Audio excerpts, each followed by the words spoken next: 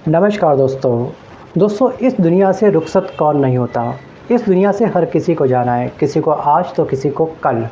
लेकिन इतिहास गवाह है, कुछ लोग ऐसे जाते हैं दुनिया से कि वक्त की सुइयां ठिठक जाती हैं। कुछ लोग दुनिया से ऐसे जाते हैं कि उनके कदमों के निशान हमेशा हमेशा के लिए धरती के ऊपर छप जाते हैं, वो अमर हो जाते हैं। जी हाँ, क्या आपने कभी काले समंदर के पानी को इंसानों के रूप में बदलते देखा है? तो इस तस्वीर को, इस वीडियो को आप ध्यान से देख लीजिएगा। और क्या आपने कभी एक शख्स के जनाजे में 2 करोड़ लोगों का हुजूम देखा है? जी हाँ, 2 करोड़ लोग। जी हाँ, ये कोई कहानी नहीं, आज की एक बहुत बड़ी हकीकत है। समूचा ईरान एट प्रेजेंट इस वक्त शोक, साहस और आक्रोश के एक ऐसे समंदर में तब्दील हो चुका है जहां तक नज़र जाए सिर्फ और सिर्फ इंसानों के शरीर दिखाई दे रहे हैं, काले लिबास में लिपटे हुए। सो गाइस, अमेरिका और इजराइल ने ये सोचा था कि ऑपरेशन फ्यूरी के माध्यम से हम ईरान के टॉप लीडर को हमेशा हमेशा के लिए समाप्त कर देंगे। या एक इंसान के जिस्म को वो लोग तब मिटा रहे थे ऑपरेशन फ्यूरी के माध्यम से, लेकिन वो ये भूल गए थे कि वो इंसान के जिस्म को अमर कर रहे हैं, उसकी सोच को अमर कर रहे हैं। इजराइल और ट्रम्प को या फिर अमेरिका को ये लगा था कि इस हमले के बाद ईरान कमज़ोर हो जाएगा, ईरान के ऊपर वो अपना अधिकार स्थापित कर लेंगे। जो ईरान का वर्ल्ड का जो टॉप क्वालिटी का जो क्रूड ऑयल है, इस पर अपना अधिकार स्थापित कर लेंगे, ईरान को अपना उपनिवेश बना लेंगे। लेकिन पासा बिल्कुल पलट गया, कहानी बिल्कुल उल्टी हो गई। या खौफनई के पुत्र ने जैसी सत्ता संभाली, उसके बाद जो दांत खट्टे करे इजराइल और ट्रम्प के, उसके कहने ही क्या। वो तमाम बातें आपको प्रीवियस वीडियो के माध्यम से मैं आपको बता चुका हूँ। अभी फिलहाल बात करते हैं इस टॉपिक पर, खौफनई के अंतिम शव यात्रा पर।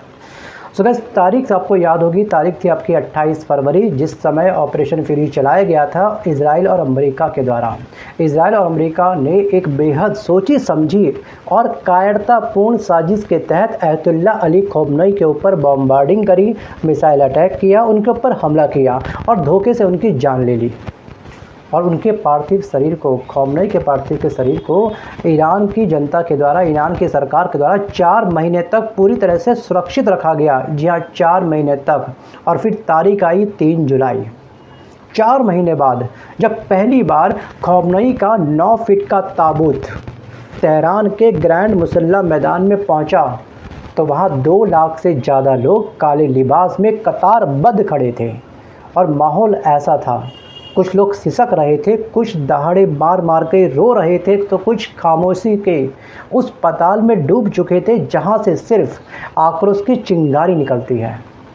दोस्तों, ये विदाई कोई आम विदाई नहीं है, ध्यान रखिएगा। ये शव यात्रा ईरान और इराक के करबिला एरिया वाले समेत 5 बड़े शहरों से गुजरने वाली है, जिसकी लंबाई, जिसकी लेंथ कुल होगी 3000 किलोमीटर। जी हाँ, 3000 किलोमीटर की ये शव यात्रा होने वाली है। और इसका आखिरी पड़ाव समाप्त होगा 9 जुलाई को। 9 जुलाई को दोस्तों इनका शव, इनका देह पहुंचेगा खौमेनी के गृह नगर मशहद में। इस स्थान पर एक दरगाह है जिसको बोला जाता है इमाम रज़ा दरगाह। यहाँ पर इन्हें सुपुर्दे खाक किया जाएगा। सोचिए, 3000 किलोमीटर की शव यात्रा। और ये खौमेनी वर्ल्ड के 5वें ऐसे व्यक्ति हैं जिनकी शव यात्रा में सबसे बड़ी संख्या में, एक बहुत भारी मात्रा में लोग शामिल हुए हैं। इससे पहले 4 लोग और हैं। जी हाँ, उनकी लिस्ट आप लोग वीडियो को पॉज करके यहाँ पर पढ़ सकते हैं। और एक बात दोस्तों, आप ध्यान रखिएगा कि सियासत के बाजार में सऊदी और बाकी अरब देशों ने अमेरिका के सामने घुटने टेक दिए थे, लेकिन इस 86 साल के बुजुर्ग ने, बूढ़े ने, बिना किसी सहारे के दुनिया की सबसे बड़ी महाशक्ति अमेरिका का गुरूर तोड़ के रख दिया था। सोच के देखिए एक बार। मैं मानता हूं कि ईरान की राजनीति से आपको हज़ारों ऐतराज़ हो सकते हैं। जी हाँ, उसके तौर तरीक़ों पर लाखों सवाल हो सकते हैं आपके मन में, लेकिन एक बात ये भी माननी पड़ेगी कि इंसाफ और बराबरी का जो आईना इस मुल्क ने दुनिया को दिखाया है, वो बेमिसाल है। जो अरब देश कल तक तेहरान की मीनारों के ढहने का तमाशा देखने का इंतज़ार कर रहे थे ईरान के स्टेट ऑफ हॉर्मुज़ पर कब्जे के बाद, आज उनकी आंखें फटी की फटी रह गई कि आखिरकार ईरान जैसे छोटे से देश ने दुनिया के ताकतवर देश अमेरिका के दांत खट्टे कैसे कर दिए, उसको मजबूर कैसे कर दिया, उसको घुटनों पर कैसे ले गया, बातचीत की मेज पर कैसे ले आया। दोस्तों, इतिहास गवाह है, हमने बड़े बड़े बादशाहों को, तानाशाहों को उन्हीं के मुल्क की सड़कों पर हमने घसीटते हुए देखा है। जी हाँ, उनके मुंह पर कालिक पोतते हुए जनता के द्वारा देखा है। बहुत सारे ऐसे एग्जाम्पल है इतिहास में। लेकिन खामनेई के लिए ये जो भीड़ उमड़ी है ना, इसे किसी दौलत से ख़रीदा नहीं जा सकता है। ये भीड़ किसी इंसान के लिए नहीं, बल्कि उस सोच के सम्मान में उमड़ी है जो कहती है कि मिट्टी गिड़गिड़ा करके महफूज नहीं रखी जा सकती है और सौदेगरों के आगे हाथ फैला करके कभी गर्दन ऊंची नहीं रहती है। जो आपके देश का सौदा कर रहे हैं और आप गर्दन झुका करके उससे रिक्वेस्ट करोगे तो ऐसी बात नहीं बनने वाली है। जी हाँ, आपको आंखों में आंखें डाल करके जी हाँ सामने वाले से बात करनी चाहिए। ये सिखाया है इस देश ने हम तमाम देशों को।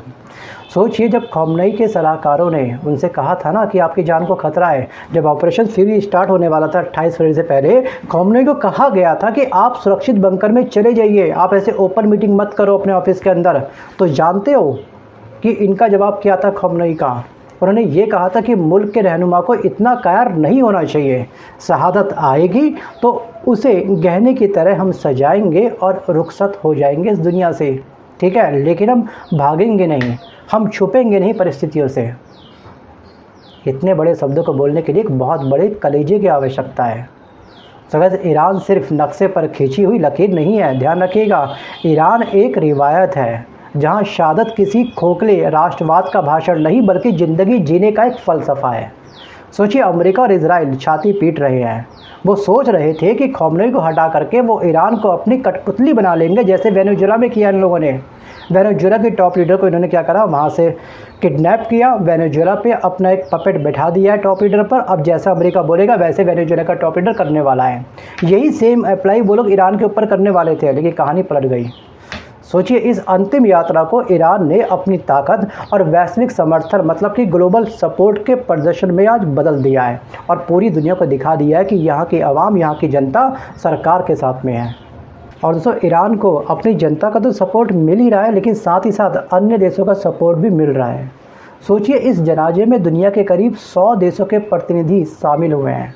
जी हाँ, 100 देशों के प्रतिनिधि शामिल हुए हैं, वो भी इतने खतरे वाले स्थान पर।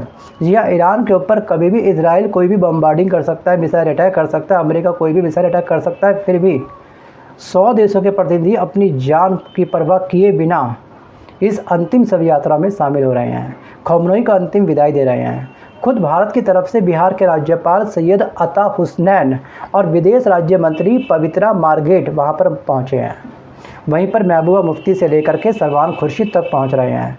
सिर्फ भारत ही नहीं, बल्कि रूस हो गया, चीन हो गया, पाकिस्तान के पीएम हो गए, शहबाज शरीफ, फिलिस्तीन, इराक, कजाकिस्तान और बुल्गारिया जैसे देशों के बड़े नेता इस ऐतिहासिक विदाई के गवाह बने हैं।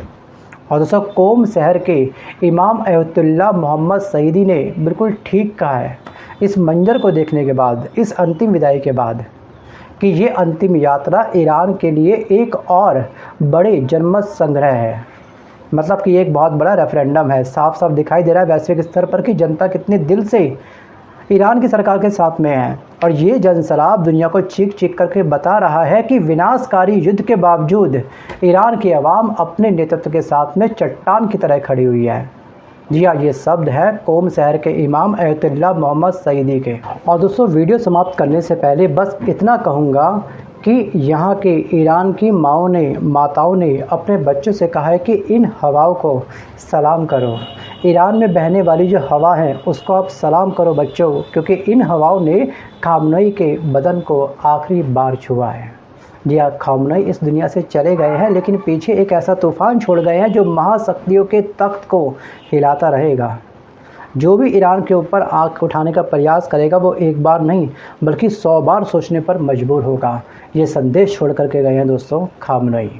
जी हाँ, इस महाविदाई पर अब आपकी क्या राय है कमेंट सेक्शन में आप मुझको ज़रूर बताइएगा। क्या सच में ईरान अमेरिका और इजराइल के सामने झुकने वाला है या फिर कहानी अब और भी अधिक पलटने वाली है?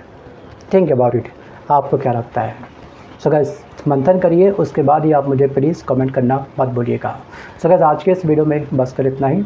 मिलता हूं जल्द अपने वीडियो के साथ, तब तक के लिए धन्यवाद।